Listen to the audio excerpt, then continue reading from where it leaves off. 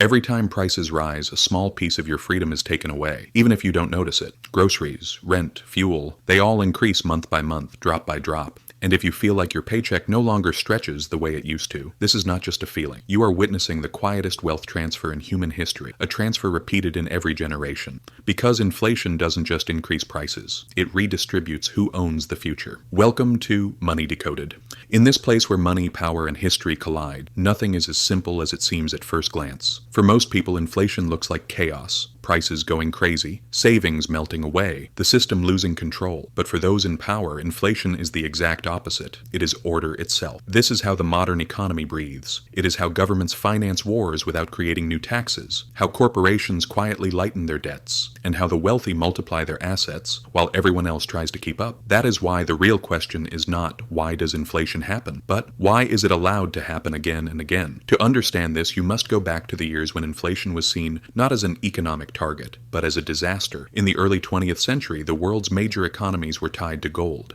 Every banknote printed was backed one-to-one by gold stored in a vault. This system made money scarce, but stable. It also disciplined governments. If you ran a budget deficit, your options were limited: raise taxes or accept failure. Inflation in that era could only emerge through war or collapse, until the Great Depression destroyed everything. The collapse of the 1930s revealed the rule-breaking nature of monetary policy. Prices fell, wages crashed, banks went under. The economy froze not because of inflation, but deflation. As money gained value, no one spent, and debt became heavier day by day. This changed how economic authorities viewed money at its core. When World War II ended, inflation was no longer a threat, it was a tool. States emerged from the war drowning in massive debt. Some countries owed more than 200% of their GDP. There was no honest way to repay it, so they turned to inflation. Debt wasn't visibly reduced, but quietly dissolved.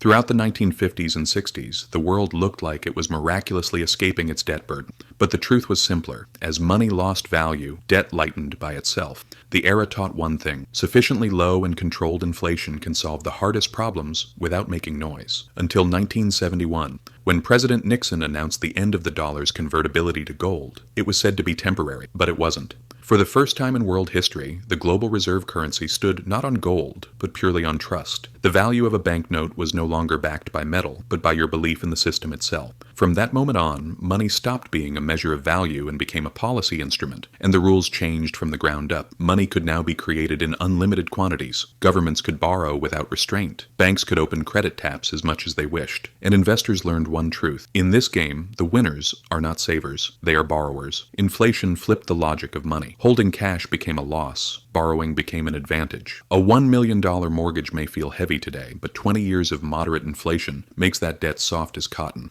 Meanwhile, the value of your house, stocks, and land rises nominally. This is why inflation crushes the poor, but grows the rich. It is not a conspiracy, it is mathematics. And the loser in this entire game is always the same: the ordinary person whose income comes from labor and whose strength comes from savings. 2% inflation sounds harmless. People are told this level of inflation keeps the economy alive. It is even presented as if it were a scientific ratio. But this seemingly tiny percentage quietly halves your purchasing power over a generation. And this decline does not affect everyone equally. While ordinary people watch their grocery and rent costs multiply, those at the very top, as if in a carefully designed game, watch their wealth double, triple, or even more. Because as long as inflation is stable, debt becomes manageable, and the wealthy do not fear inflation, they embrace it. Rising housing prices work in their favor.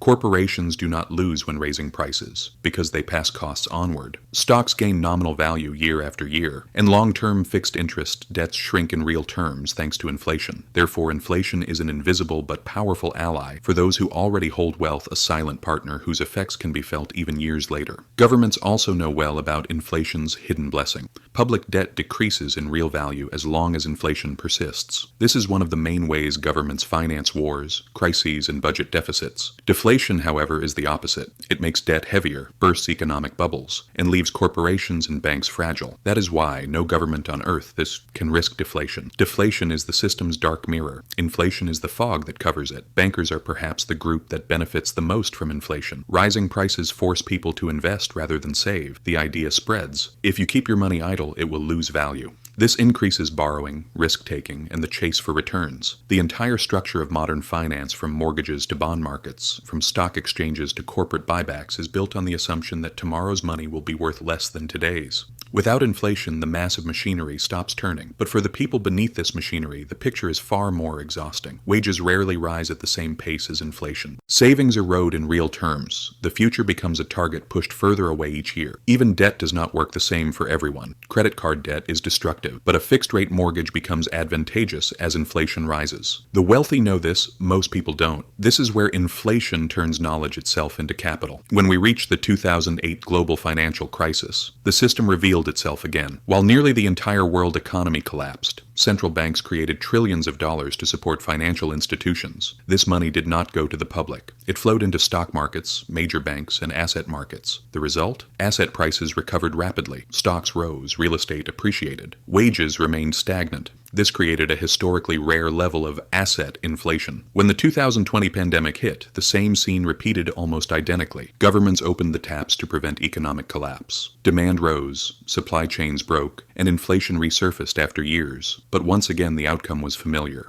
Those with assets won, those living by labor lost. To see who inflation enriches throughout history, you do not need a single example because all examples tell the same story. In Weimar Germany, the middle class vanished, while factory owners and those holding real assets became richer. In post-war Britain, public debt melted away while savers lost purchasing power. In 1970s America, stocks stagnated while commodities and real estate created fortunes. In the 2020s, the same pattern continued. The top 1% added trillions to their wealth. The reason for this order is neither greed nor coincidence. It is the fundamental rule of the system. An economy built on credit cannot survive without inflation. If what I've shared today helped you see the world from a different perspective, don't forget to subscribe. Because history always has an answer, you just need to look from the right angle. And I'm here to help you find those answers buried in the dusty pages of financial history.